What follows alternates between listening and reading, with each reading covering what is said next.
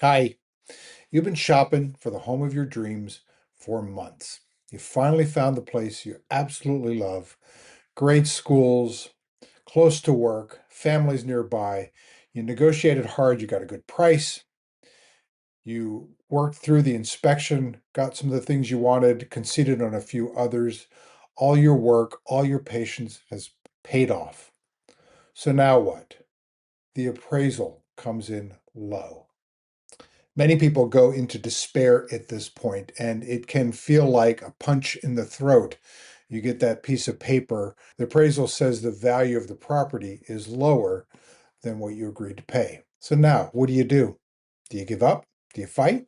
All right, that's what we're going to talk about this segment. First, there are a couple of things you need to know about the real estate appraisal and the system of appraisals that we use in this area when people are buying and selling homes. The first thing you need to know is that an appraisal is a professional opinion of price. And I stress the word opinion. There's no file somewhere that when they pull it off the wall, etched in stone is what is the value of this house or this condo or townhouse, whatever it is you're involved with. It is a professional opinion of value. Appraisers are professionals. They're very highly trained. They are apprenticed. They have to work under, in most cases, another appraiser for some time before they're allowed to really do the work on their own. So they are trained. There is a standard of practice, and appraisers do know what they're doing. But you should also know that the process by which this appraiser comes to value your property is not blind. He has a copy of your sales contract when he comes to visit the property and when he checks it out.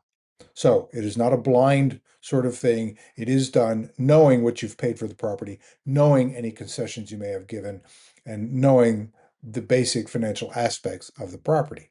It's also important to understand that the appraisal is not there to protect you as the homeowner. It is there to protect the lender.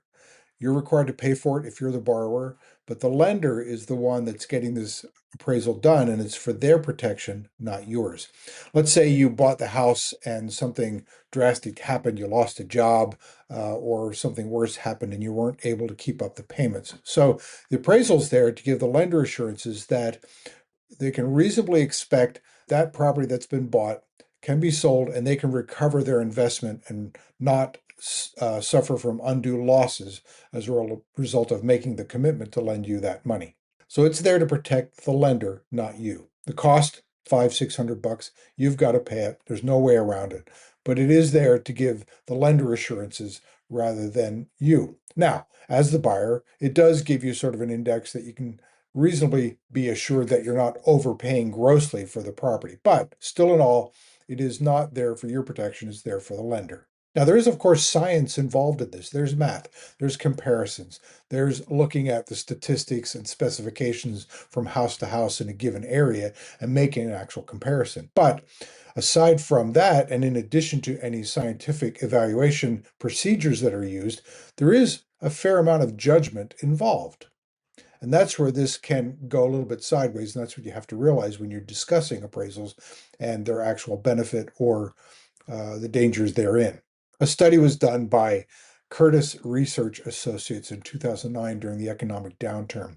And during the course of this study, it was found that appraisals can vary on the same property in the range of 3 to 5%. That's considered normal and usual. So there is a certain amount of range of error or range of valuation that occurs quite normally. And that's because of that judgment factor. And that difference from appraiser to appraiser can be 3 to 5%. That's considered normal and usual. So 3 to 5% variation from appraiser to appraiser doesn't seem like a lot. Seems like that could be acceptable. But if you're looking at a $500,000 home and it's 5% variation, you're talking about $25,000 there. So that's nothing to sneeze at as far as I'm concerned. Additionally, the National Community Reinvestment Coalition released a report in October of 2022 that indicated that in Baltimore, Maryland, the race of the appraiser and the race of the homeowner impacted the values that were determined in Baltimore City.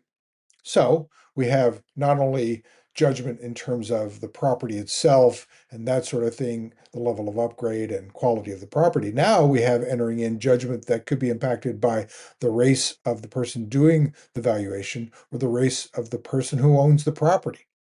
So now we have some unfair aspects of judgment entering in.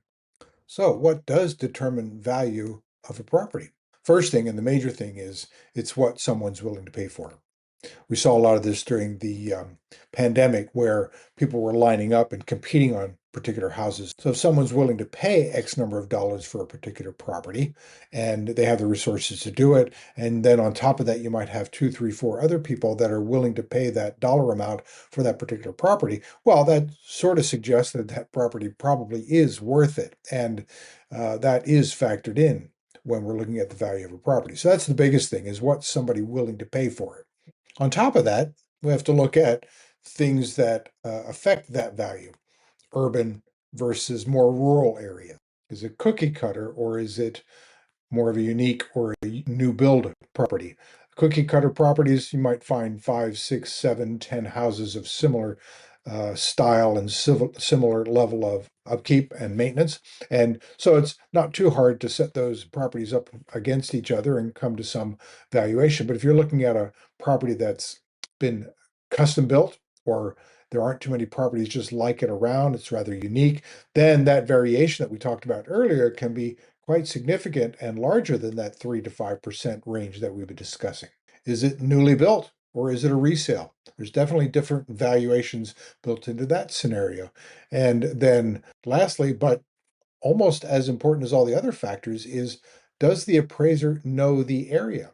Sometimes, depending on the bank, the size of the bank, they may have to pull appraisers in from some area that's not close to the area where the property is, from some other county or maybe even some other state. And it's not uncommon for people to be using internet lenders, and their bank of appraisers could be coming from various different areas, tens or even hundreds of miles away. So when they do their valuation, do they understand the uniqueness of this particular market around the Washington, D.C. area, the DMV as we know it? Now, I don't want you to get the idea that an appraisal has no value at all. It does. But treat it as an index. Just because the appraisal came in low doesn't mean that you're overpaying for the house. So it's definitely something to factor in and keep in mind. The big benefit to the buyer is that it does help to protect you from grossly overpaying for the property. And it does give you the option, if you've had an appraisal contingency, to attempt to renegotiate. So if the appraisal does come in low, you should take advantage of that. So what do you do if the appraisal does come in low? Like I said at the outset earlier on, it can feel like a punch to the throat, and it can feel like you're just doing the wrong thing if the appraisal comes in low. If you were structured your transaction so that you have an appraisal contingency and you have the right to negotiate, absolutely you should do that. Get with your agent, discuss the best way to go forward. But if the appraisal did come in below the contract price, and use that as a means by which you can try to bring that price down. The seller's not obligated, but then neither are you, depending on the terms of your appraisal contingency. But you should definitely at least give it a shot. If you can push that price down a little bit, why not? Other factors you should take a look at when you're discussing this with your agent and deciding what to do is, how does this house fit your plans overall? And what other options do you really have? Sometimes this is the best one. And so sometimes you have to spend a little more on to get something that you want, as opposed to trying to find a better option later. So factor in, how does it fit your needs? What other options do you really have? How long do you plan on living there?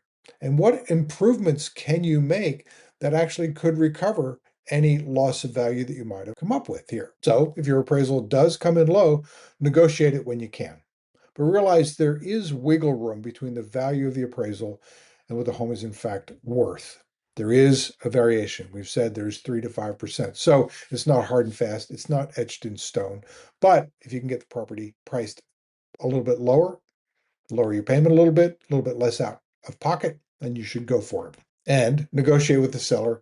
The seller still probably wants to sell the property. They're not going to be happy that the price went down. You're going to be happier if you don't have to spend as much money. So come to terms. It's not the usual that the appraisal comes in low, but when it does happen, all parties usually want to work together to make it happen. So if your appraisal comes low, know what your options are, know that your contract allows you to do, and then go forward doing that. But realize that just because your appraisal came in low doesn't mean you made a mistake.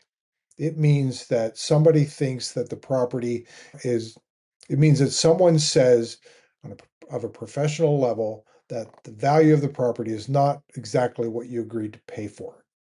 And if that's the case, take it in stride, decide whether it's still worth it. If it is, go for it.